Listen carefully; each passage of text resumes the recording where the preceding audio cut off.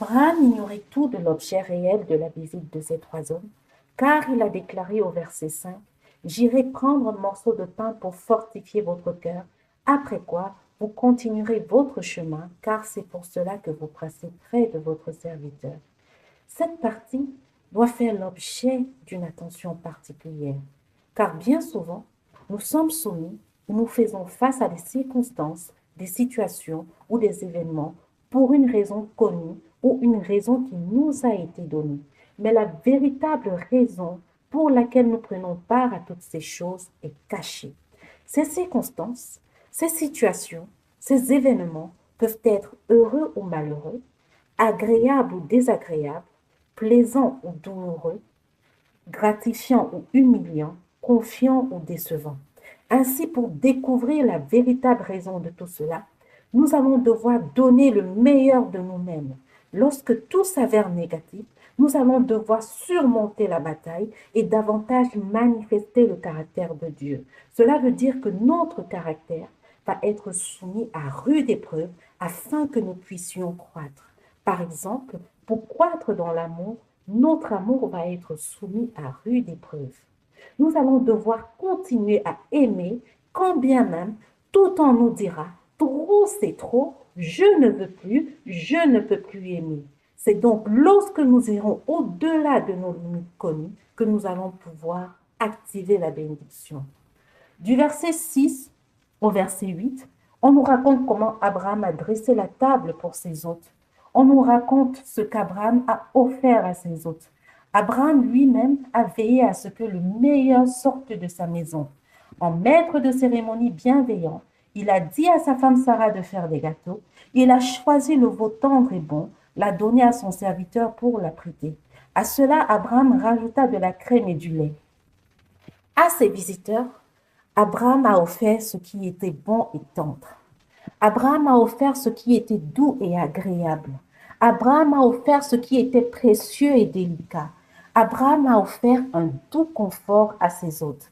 Et pour ce doux confort, Abraham a déployé de l'énergie. Il a donné de sa personne. Il s'est tenu lui-même à côté de ses visiteurs et a mangé avec eux.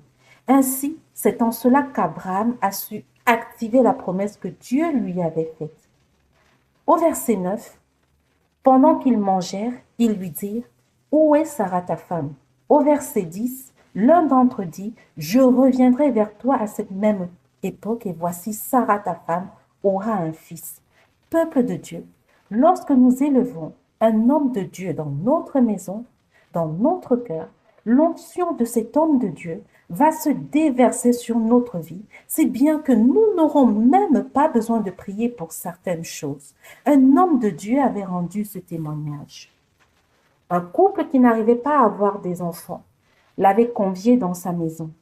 Lorsqu'il arriva à cette invitation, le couple lui avait réservé un accueil sans pareil. À la vue de tout ce qu'ils avaient mis en œuvre pour lui, à la vue de tout ce qu'il lui avait réservé, il avait été comme paralysé dans sa chair. Il ne pouvait même pas manger. L'onction a commencé à bouillir en cet homme de Dieu et dans cet état de manifestation, il a déclaré à ce couple, comme cela avait été déclaré à Abraham, l'année prochaine, à cette même époque, il y aura un enfant dans cette maison. Cette prophétie s'était effectivement accomplie. Maintenant, je vais vous donner un petit témoignage. Lorsque j'étais étudiante, j'avais fini par comprendre que mon environnement d'études au sein de ma faculté ne me permettrait pas d'atteindre mes objectifs. Désormais, je m'étais alors sentie enfermée dans un endroit où je n'allais pas pouvoir prospérer. C'est ainsi qu'un jour, à ciel ouvert, dans l'enceinte de ma faculté, je fis cette demande à Dieu de me sortir de là afin que je puisse atteindre mes objectifs. 2 ans plus tard, Dieu avait commencé à venir me visiter. Lorsque je préparais ma maîtrise, dans mon programme de formation, il y avait un cours de physique de matériaux. J'avais déjà eu l'occasion d'arriver en retard 2 fois à ce cours. Alors j'ai pris la ferme résolution que je n'arriverai pas une 3e fois et une fois de plus en retard à ce cours.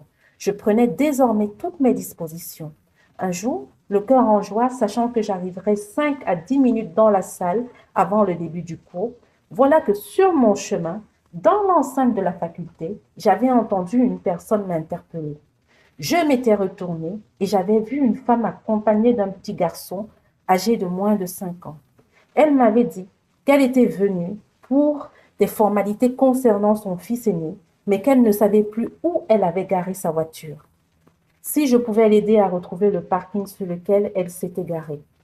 À cette heure-là, je savais que si je ne lui venais pas en aide, elle ne trouverait pas une bonne aide auprès des autres étudiants qui allaient s'empresser de rejoindre leur salle de cours.